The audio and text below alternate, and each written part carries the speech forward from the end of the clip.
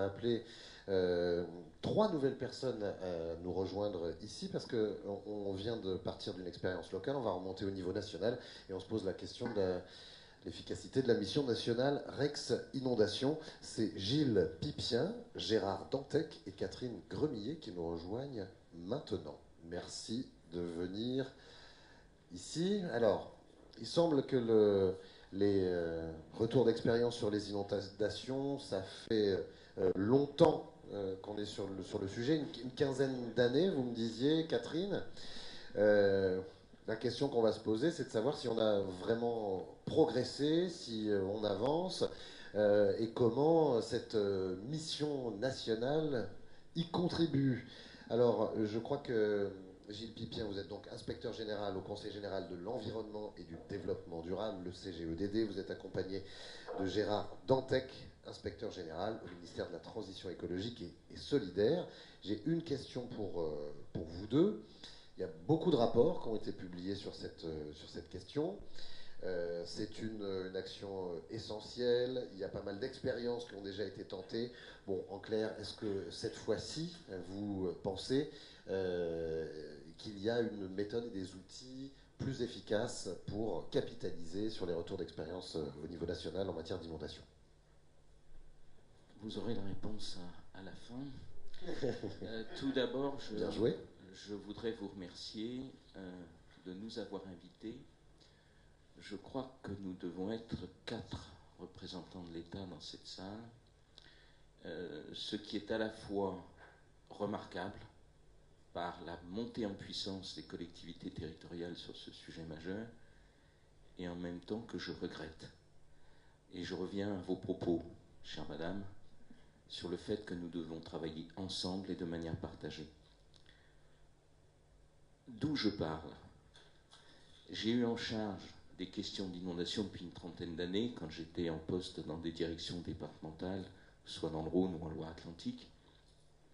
Mais surtout, comme directeur régional de l'environnement en PACA, où j'ai eu le plaisir d'accompagner les travaux du SMAVD, son élargissement et l'entrée du conseil régional à l'époque dans la démarche, avec quelqu'un qui avait compris l'enjeu, Michel Vauzen.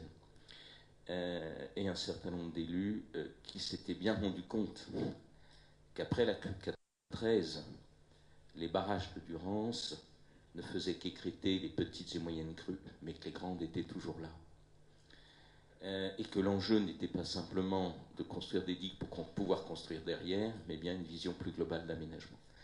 Et vous ne pouvez pas savoir l'émotion que j'ai d'être dans cette salle qui montre la réussite et la montée en puissance du SMAVD.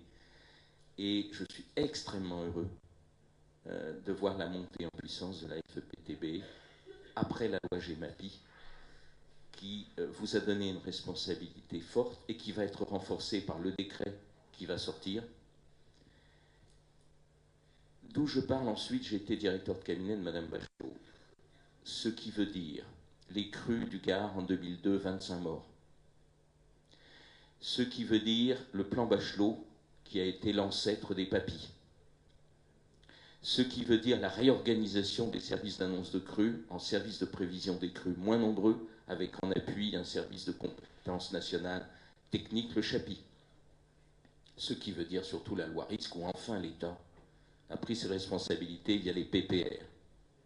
Et c'est pour ça que c'est important, 20 ans après, ce futur décret PPR, où on va changer de paradigme, où jusqu'à présent, c'est l'État, dans sa haute compétence, qui vous disait « c'est ça le risque », et où demain, ce sera vous qui prendrez la responsabilité, au regard des éléments techniques, de décider de comment est le risque.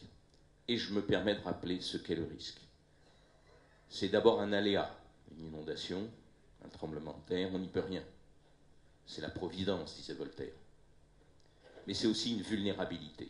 Finalement, une inondation dans une montagne avec un torrent, c'est pas un sujet. Un tremblement de terre dans le Sahara, c'est pas un sujet. La vulnérabilité, c'est tout simplement des lieux de vie humains. C'est clairement ce que nous rappelle Rousseau après le tremblement de terre de Lisbonne, en répondant à Voltaire sur la providence, et en disant que c'est la folie des hommes qui avaient construit n'importe comment des étages en bois, des immeubles de 6 étages en bois, et c'est ça qui avait créé. Et c'est bien notre responsabilité de prévenir tout cela. Mais commençons par l'État. L'État, depuis Napoléon, considère que la gestion de crise relève du préfet et du maire. Et depuis quelques années, le ministère de l'Environnement, avec son délégué au risque majeur, après Haroun Tazieff qui en a été le premier, considère que la prévention doit être appréhendée par bassin de risque.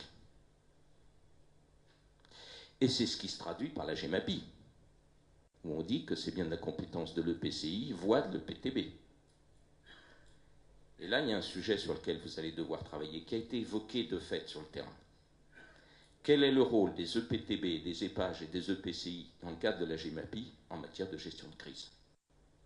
Et j'en ai visité des PC au CIMADREM ou au SMAR de crise. Et j'ai vu le rôle majeur du SMAR pour coordonner les plans communaux de sauvegarde. Voilà une question que je vous renvoie. C'est un des sujets pour vous de travail majeur entre le maire, qui est responsable au travers de ses pouvoirs de police du PCS, et le PTB qui va avoir la compétence technique que vous avez montrée. Le deuxième aspect, c'est ce que nous venons de voir et que vous avez merveilleusement illustré. Et je vais donner une petite histoire d'abord. Quand je suis venu faire un audit des plans de prévention des risques sur Arles, je me rappelle avoir rencontré la DTT qui était toute contente de montrer les cartes d'aléas et de PPRI. Et puis j'ai rencontré le colonel, commandant le SDIS du Bouches-du-Rhône, qui était tout content de me montrer les cartes de préparation, d'intervention et de prépositionnement. J'ai fait une seule chose, je les ai superposées. Et on a vu ensemble, d'abord qu'elles n'étaient pas cohérentes, mais surtout que ça veut dire qu'on allait prépositionner des troupes de pompiers sous 2 mètres d'eau. Enfin, on s'est posé la question, le directeur de cabinet du préfet des Bouches-du-Rhône a lancé tout un travail.